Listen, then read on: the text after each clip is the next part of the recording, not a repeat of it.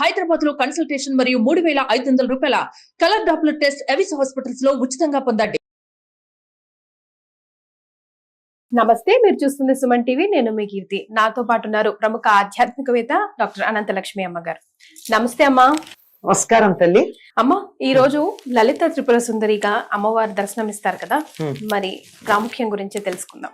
ధ్యాయేత్ పద్మాసనస్థాం వికసిత వదనాం పద్మపత్రాయతాక్షీం హేమాభాం పీతవస్త్రాం కరకలితల సద్ధేమ పద్మాంబరాంగీం సర్వాలంకారయుక్తాం సతతమభయదాం భక్తనమ్రాం భవానీం శ్రీవిద్యాం శాంతమూర్తిం సకల సురనుతాం సర్వసంపత్ప్రదాత్రీం సకుంకుమ విలేపనామళిక చుంబి కస్తూరికాం సమందహసితే క్షణాం ససరచాపపాశాంకుశాం అశేష జనమోహినీం అరుణమాల్యభూషోజ్వలాం జపాకుసుమభాసురాం జపవిధౌ స్మరేదంబికాం. లలిత పరమేశ్వరి, రాజరాజేశ్వరి, పరాభట్టారిక, బాల, త్రిపుర సుందరి, ఇన్ని నామాలతో ఉండేటటువంటి, ఇన్ని రూపాలు తానే ధరించినటువంటి అమ్మవారికి చాలా ప్రధానమైనటువంటి రూపం లలిత పరమేశ్వరి స్వరూపం.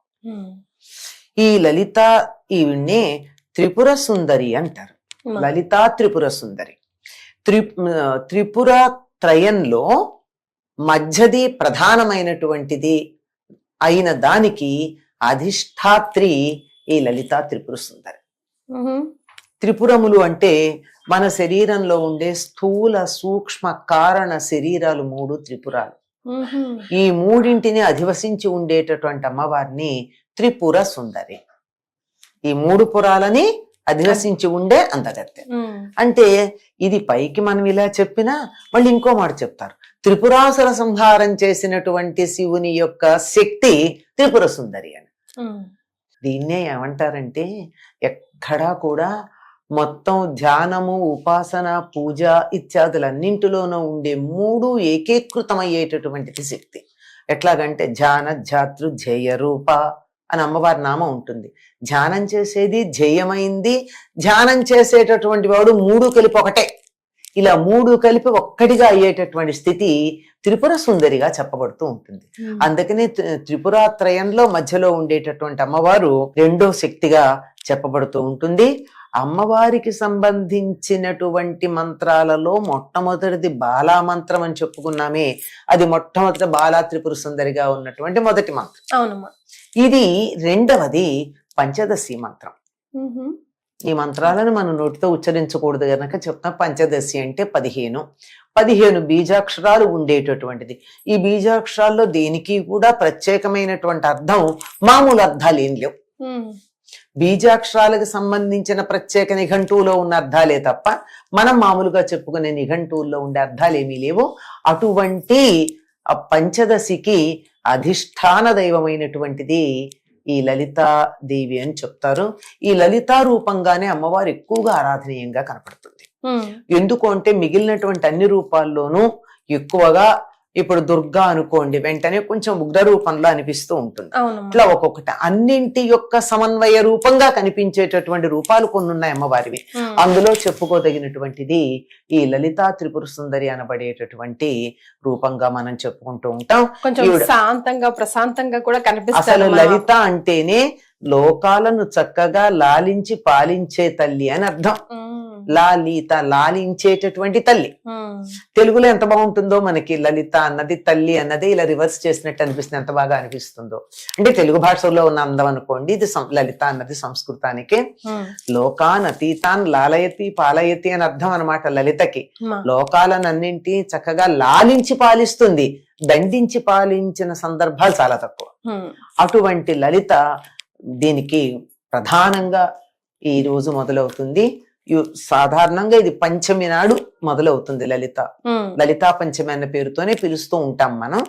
పంచమి తిథి వచ్చినప్పుడు ఒకవేళ 9 రోజులు ఏదైనా వీలు లేక దీక్ష తీసుకోవడానికి వీలు లేని వాళ్ళు గనక ఉన్నట్టయితే ఈ పంచమి నుండి మొదలుపెట్టి 5 రోజులు చేసుకుంటారు. అంత ప్రధానమైనటువంటిదమ్మా.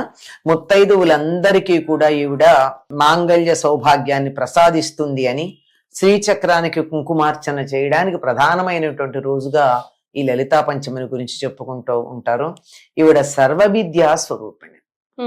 ఆత్మ విద్య, మహావిద్య, శ్రీ విద్య, కామ సేవిత, ఇలాంటి నామాలు మనకి లలితా రహస్యనామ సహస్రంలో కనపడుతూ ఉంటాయి. సర్వ విద్యా స్వరూపిణి అయినటువంటిది, శ్రీ విద్యా స్వరూపిణి అయినటువంటిది, ఆత్మ విద్యా స్వరూపిణి అయినటువంటిది. ఈ రెండింటిని మించి ఇంకేటేం లేవు. శ్రీ విద్య, ఆత్మ విద్య రెండును. ఆ రెండింటి యొక్క సమన్వయ స్వరూపంగానే మిగిలిన అన్ని విద్యలు ఉంటాయి. కనుక అటువంటి స్వరూపిణి అయినటువంటి దేవుడ సచామర రమావాణి సవ్యదక్షిణ సేవిత అని చెప్తారు. ఈవిడికి ఒక పక్కన లక్ష్మీదేవి, ఒక పక్కన సరస్వతీదేవి ఉండి చక్కగా ఆవిని సేవించుకుంటూ ఉంటారు. కుడి పక్కనేమో సరస్వతీదేవి ఉంటుంది, ఎడమ పక్కన లక్ష్మీదేవి ఉంటుంది, మధ్యలో లలితా పరమేశ్వరు ఉంటుంది.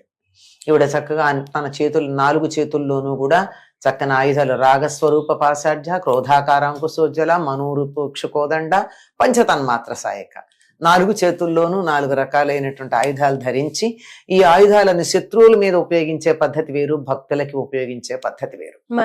ఆయుధాలతోనే దగ్గరికి లాక్కుంటుంది భక్తులని, ఆయుధాలతో శత్రువులను సంహరిస్తుంది. అలా ఉండి చక్కగా చేతిలో ఒక చెరుకు గడ ధరించి భక్తులందరినీ అనుగ్రహించటానికి ప్రసాద పూర్ణమైనటువంటి చూపుతో నిరంతరం కటాక్షిస్తూ ఉంటుంది. అటువంటి తల్లి లలితా పరమేశ్వరి, రాజరాజేశ్వరి, పరాభట్ట.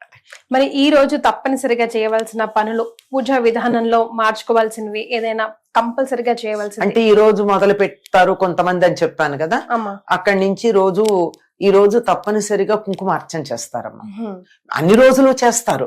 ఒకవేళ అన్ని రోజులు కుదరకపోతే కనీసం ఈ రోజైనా కుంకుమార్చన, శ్రీచక్రం ఉంటే కుంకుమార్చన చెయ్యాలి. శ్రీచక్రం లేదనుకోండి, పెట్టుకుంటే దాన్ని నిర్వహించడం చాలా కష్టం కదమ్మా. అంచేత లేకపోయినా ఆ రోజు అమ్మవారి విగ్రహానికో లేకపోతే పసుపు గౌరీదేవి చేసి పెట్టుకుంటాం మనం. చాలా మంది మీ కలశ స్థాపన అవన్నీ చేయలేని సందర్భంలో కనుక దానికైనా కుంకుమార్చన చెయ్యాలి. చక్కగా లలిత రహస్యనామ సహస్ర పారాయణ చేయగలిగితే చెయ్యొచ్చు. లేదంటే అమ్మవారికి సంబంధించినటువంటి అష్టోత్తరం ఉంది, త్రిశతి ఉంది, ఖడ్గమాల ఉంది. ఇవన్నీ కూడా ఖడ్గమాల మొదలైనటువంటివి కూడా బీజాక్షరాలని వదిలి చేయడం మంచిది. ఎందుకంటే ఉపదేశం లేనప్పుడు బీజాక్షరాలతో చేయకుండా మిగిలిన మామూలుగా స్తోత్రాలు చేసుకోవచ్చు. అలా చేసుకుని అమ్మవారిని పూజించినట్లయితే అమ్మవారు చాలా తొందరగా రకరకాలైనటువంటి ఇబ్బందులని తొలగించి అందరూ సుఖంగా ఉండేట్టు చూసేటటువంటి తల్లి. పాలిస్తుంది, లాలించి పాలించే తల్లి కదమ్మా. ఎంత ప్రేమగా చూసుకుంటుంది. సో అమ్మ, ఇప్పుడు కుంకుమార్చన సమయంలో మనం పెట్టుకునే కుంకుమ 365 డేస్ పెట్టుకోవచ్చా? 5 రోజులు తప్పించొచ్చా? 5 రోజులు ఆడవాళ్ళు తప్పించాలా? లేదంటే 5 రోజులు ఈ కుంకుమ పెట్టుకోరు కదమ్మా. అసలు మామూలుగానే కుంకుమ పెట్టుకోరు. అందుకని ఈ కుంకుమ అసలు వాడదు. చాలా సంతోషం అమ్మ, ధన్యవాదాలు.